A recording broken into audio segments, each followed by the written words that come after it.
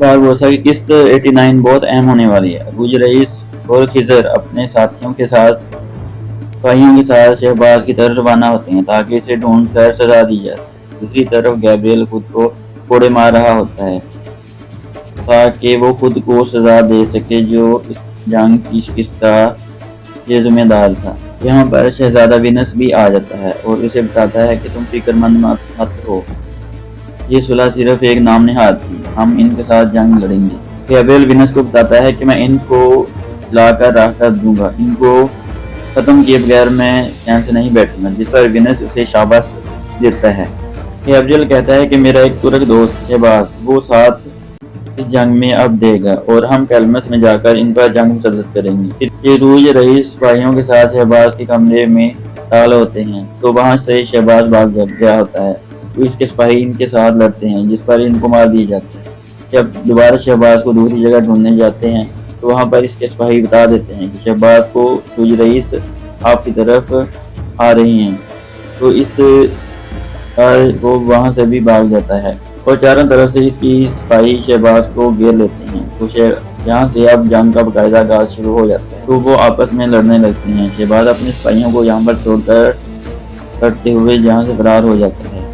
अब दोबारा शहबाज का खिजर के साथ सामना होता है, तो यहाँ पर भी शहबाज अपने सिपाहियों को इनके साथ लड़ने के लिए यहाँ पर छोड़कर फरार हो जाता है और खिजर रईस इन सिपाहियों के साथ लड़ना शुरू कर देता है।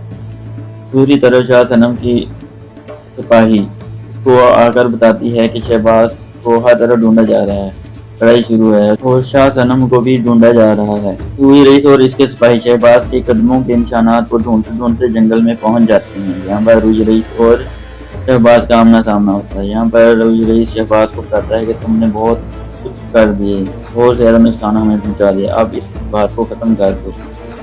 लेकिन अब शाहीन और शहबाज की आपस में लफ्जी जंग शुरू हो जाती है।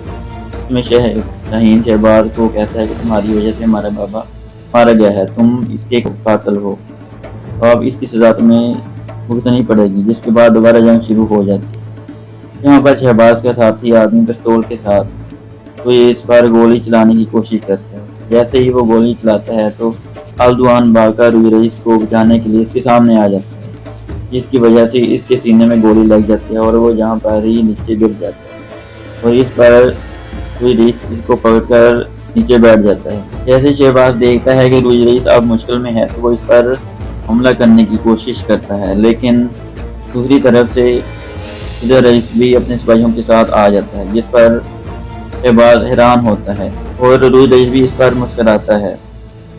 अब शहबाज और इसके सिपाही यहाँ से पीछे हटकर भागने की कोशिश करते हैं। अब खिजर रईस शहबाज के पीछे चला जाता है और रूज रईस अल्दवान को वापस लेकर घर आ जाता है और इसका इलाज शुरू कर दिया जाता है। दूसरी तरफ शाह सनम अपनी साथी के साथ जहाज की तरफ रवाना होती है भागने के लिए, लेकिन मरियम भी इसका पीछा करते हुए वहाँ पर पहुँच जाती है और जैसे खिजर रईस को पता चलता है कि शाह सनम के पीछे मरियम गई हुई है तो वो भी इसके पीछे चल दिए थे ताकि मरियम शाह सनम के किसी जाल में फंस न जाए, लेकिन होता ऐसे ही है। जैसे ही मरियम शाह सनम के कमरे में दाखिल होती है इसका पीछा करते हुए, तो अब यहाँ पर इन दोनों की लड़ाई शुरू हो जाती है। मरियम शाह सनम की भाई को कत्ल करके अब इस पर वार करती है, लेकिन जैसे ही तो कत्ल करने वाली होती है तो पीछे से शहबाज आकर पिस्तौल इसके सर पर रख देता है और इसे बेहोश कर देता है और अब यहाँ पर इसको कैद कर लिया जाता है और अब तो मरियम को कैदी बनाकर जहाज के साथ रवाना हो जाती है और खिजर रईस भी इनका पीछा करते हुए जहाज लेकर चलना शुरू कर देते हैं। दूसरी तरफ दवाखाना में दरवेश बाबर भी आ जाते हैं और रूज रईस को बताते हैं कि आप अपनी जिम्मेदारियां संभाल लेंगे, मैं इस मामले को खुद देख लूँगा और इंशाल्लाह जल्द ही अल्दवान सेहतयाब हो जाएगा।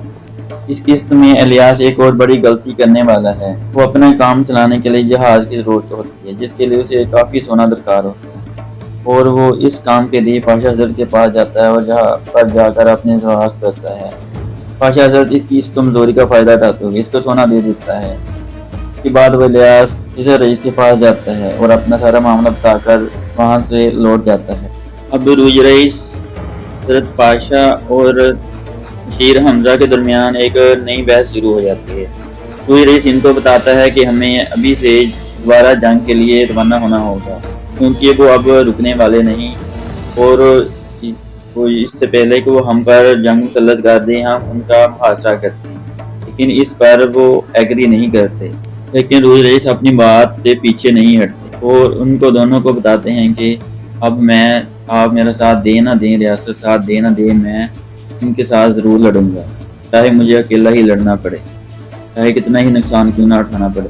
اب دوسری طرف سمندر میں شہباز اور خضر رئیس کا آپس میں ٹکراؤ ہوتا ہے، تو یہاں پر ایک دوسرے پر چھوٹے چھوٹے حملے کرتے ہیں، لیکن شہباز مریم کو خضر رئیس کی کمزوری بنا کر اسے سامنے کھڑا کر دیتا ہے تاکہ خضر رئیس اس پر حملہ نہ کر سکے۔ اب خضر رئیس یہاں سے پیچھے ہٹ جاتے ہیں اور حملہ نہیں کرتے، اور دوسری طرف آلتوان ایک طویل خواب دیکھتا ہے جس میں وہ اپنی قتل کی گئی بیوی کو دیکھتا ہے، اس کے ساتھ ملتا ہے، اور اس بیوی اس کو بتاتی ہے کہ وہ اپنے ساتھیوں کا ساتھ دے۔ اس کے بعد آلتوان کو ہوش آ جاتا ہے۔